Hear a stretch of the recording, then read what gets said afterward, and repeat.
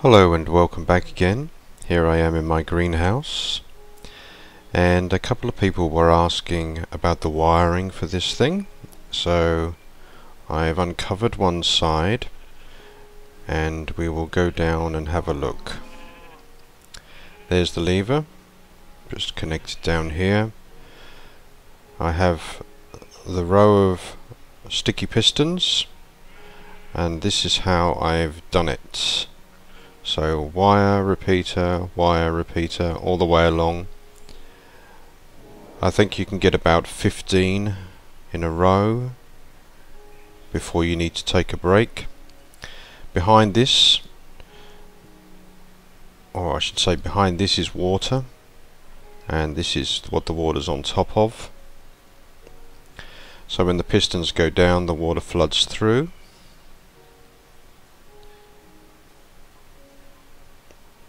I played around for hours with this, trying to get it to work, and this is eventually how I got it to go. This one here, this is just a dead block, there's no piston there.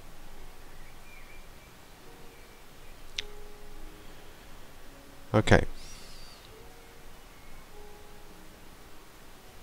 In theory you could get this to go as far as you like. I've just made it 64, so 32 on either side.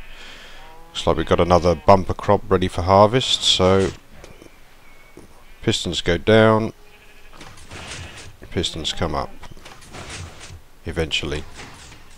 There you go. And that is how I did that.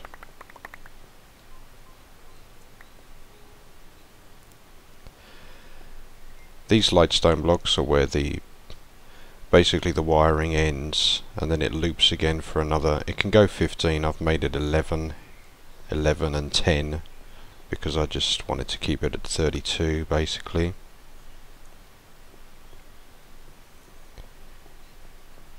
Let's carry on. Over here we have a Cobble generator. As you can see. Now let's show you this thing. Get up.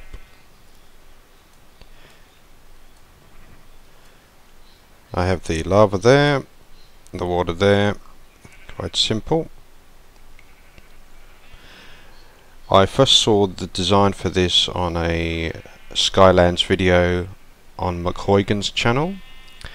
And this design was created by Dejacula. So this is Dejacula's Cobblenator. I was very tempted to call this the Dejaculator, but I resisted.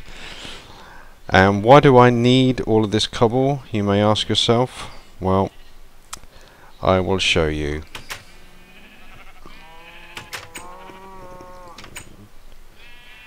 Just ignore those guys.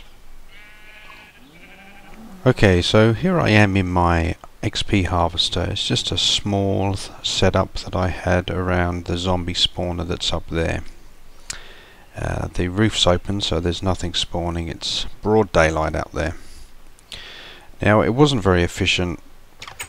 I wasn't getting many zombies spawning in there. So I decided to expand the operation, and what I've got going here is the beginning of a mob harvester. And the mobs will drop down here, and then I'll funnel them back that way and punch their lights out, grab their balls. What I'm thinking at the moment is make this so that only spiders can spawn. I'm not an expert by any means on this kind of thing, so there's going to be a bit of trial and error involved here. And as I say, this is early stages. This area is, I think, about 80 wide, and what have we got there? 1, 2, 3, 4, 5, 6. About 50 that way. And that's about it for now. I will update you on progress as I continue.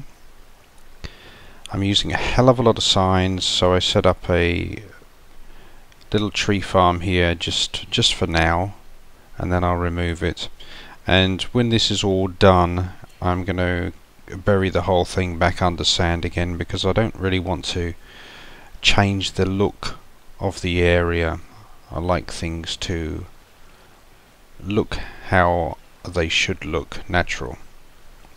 So anyway, I will be back shortly. Okay, quick update. This is the spawn room for the XP harvester, and I've covered it all over now with cobble. This is to give you an idea of how big it is. Next step is to cover all this up with sand and make it blend back into the environment. So that's next step. As you can probably hear, they're going crazy in there. So once I've covered it over, I'll come back and show you that. So up here from my balcony, you can see that I've begun the process of reintegrating the mob harvester with the landscape. And it doesn't look too bad, but it still needs a little bit of work.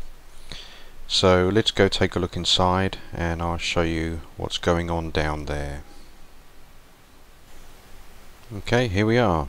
Geo's XP harvester. I was forgetting my Who reference. Down we go. Down, down. Alright, I fiddled around for ages with the drop. The idea was get the guys to drop so that they lose enough health so that I can just punch them and grab their orbs. But the strange thing is that sometimes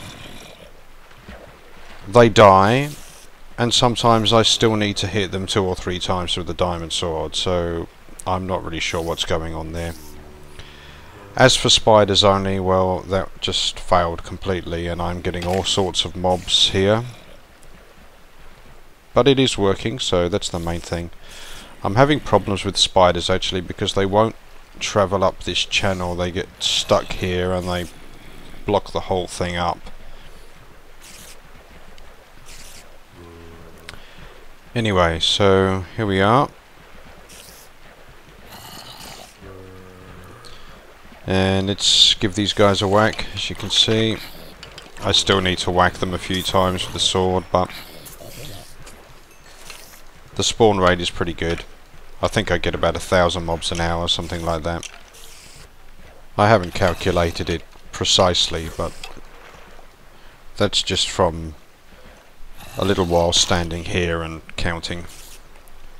See how much junk I picked up. So yeah, this is it.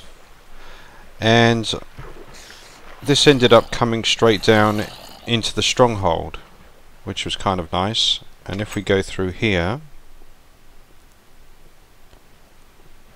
it drops right down to the end portal. So that worked out quite nicely as well.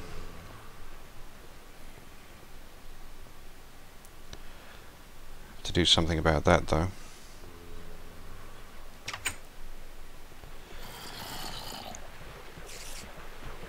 I've started to tidy this up a little bit, but it still does need some work. So yep, I get XP. I get all of their junk. And that works pretty well. Now the cost to build this was 3 diamond picks and 5 diamond shovels. So I'm completely out of diamond now, apart from this almost depleted diamond sword. But that's okay. Diamonds are easy enough to find. I have my mine. And that is that. There you go. I've got water coming from both sides here where they drop down. There is some fences on either side.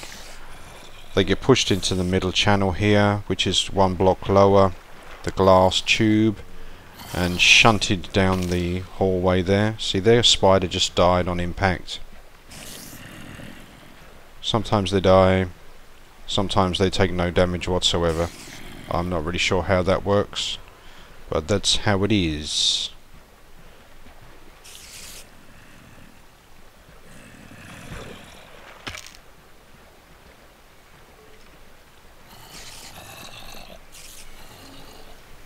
Okay, so we've got some additions to the totem family. Let's just shout these out right now.